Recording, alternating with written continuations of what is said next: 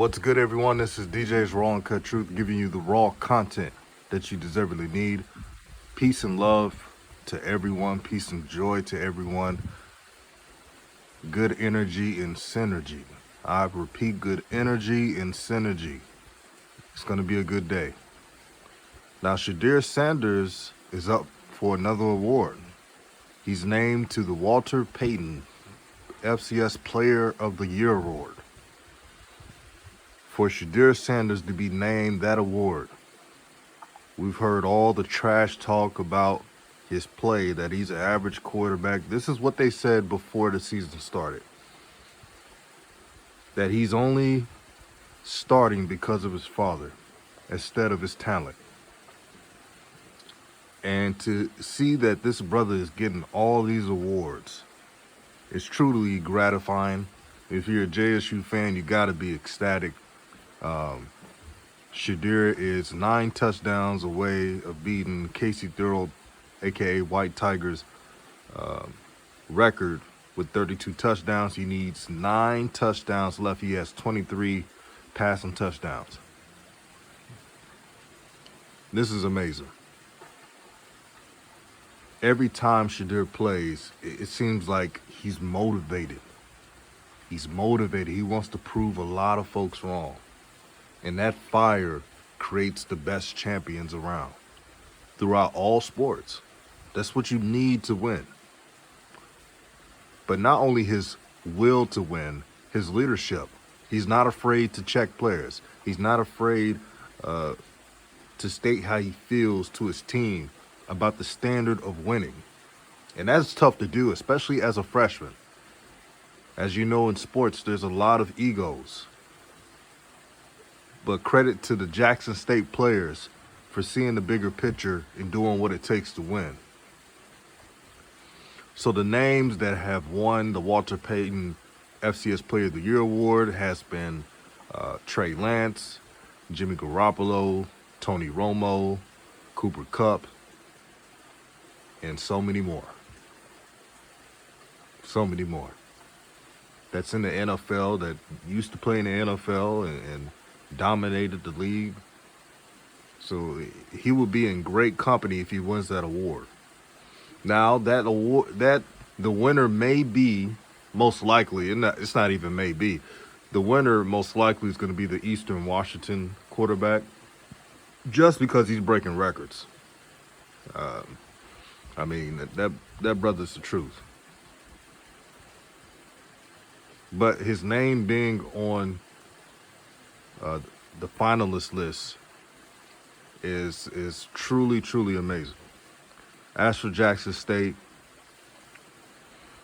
we've been hearing about the hoopla, and the reason why I didn't even want to make the video, if it's not signed and sealed that Coach Prime is leaving, then I don't need to talk about it. I get it. A lot of people want to elaborate on it and the emotions of the whole ordeal. It could be a much. I understand it. But I really did not want to address anything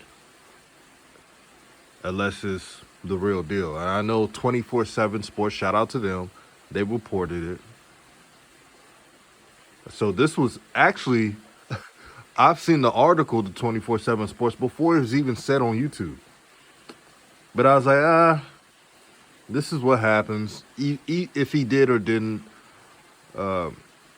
coaches get contact all the time. Sometimes, most times, coaches will call back a school out of courtesy to build connections and relationships with programs. It happens all the time, but here's the real.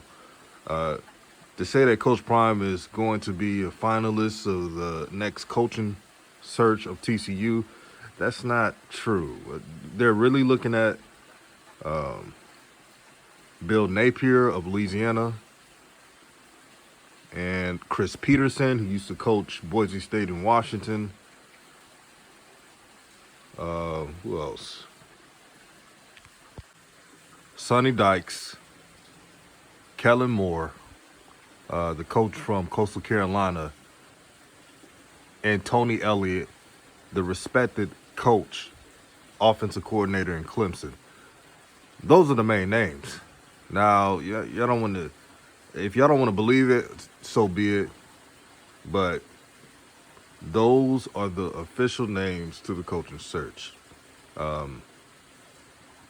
I believe the Coach Prime thing is just to get clicks and traction. It's much to do about nothing. You got to use common sense. Why would he choose Coach Prime when this was his first year at an HBCU? And he's done some success. He's 8-1. But usually coaches who are hired from FCS schools usually have a history of beating FBS schools. The coach at Kansas State, Chris Kleiman, had a history of beating FBS schools at North Dakota State.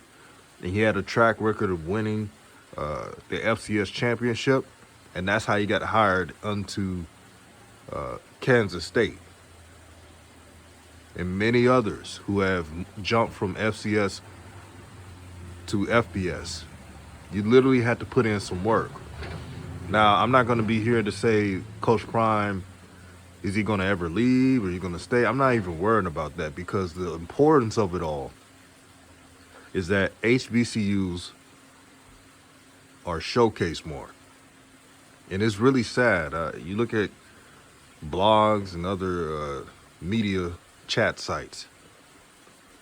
You have people talking about, this is great news if Coach Prime leaves. Don't you know that if he leaves, the HBCU attention is a no-go?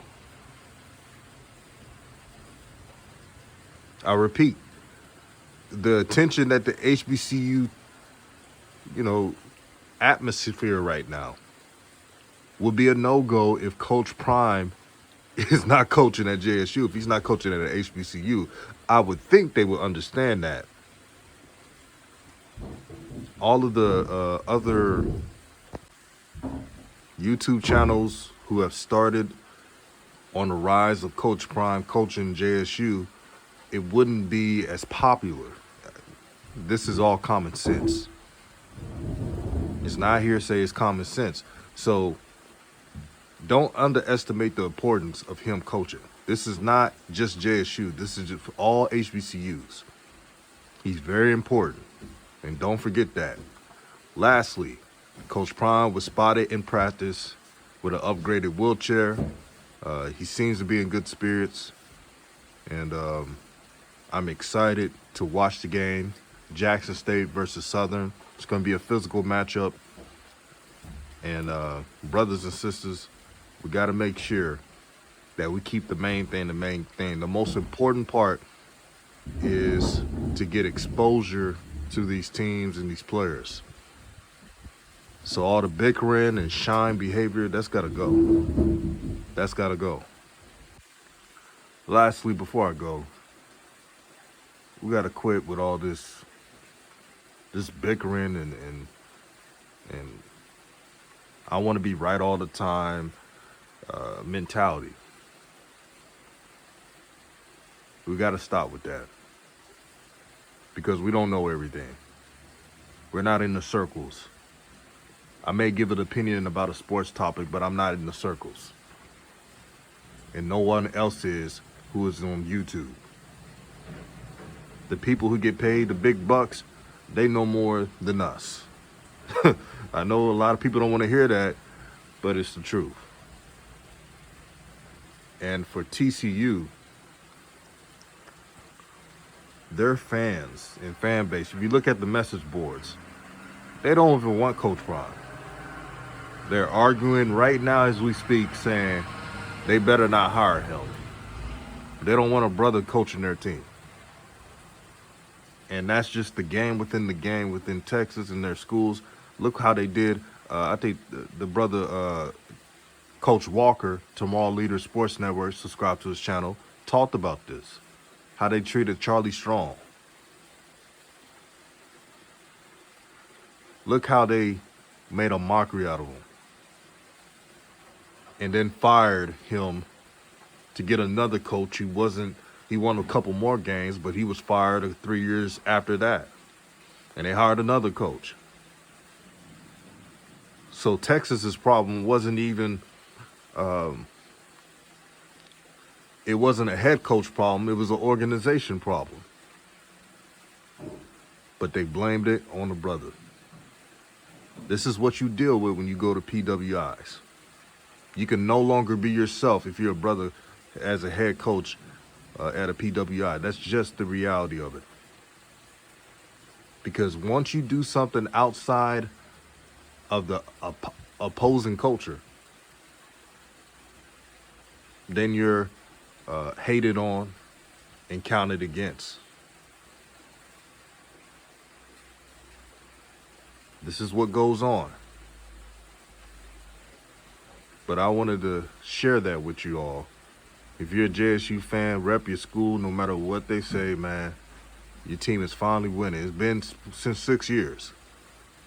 Been six years. You have the right to celebrate your team.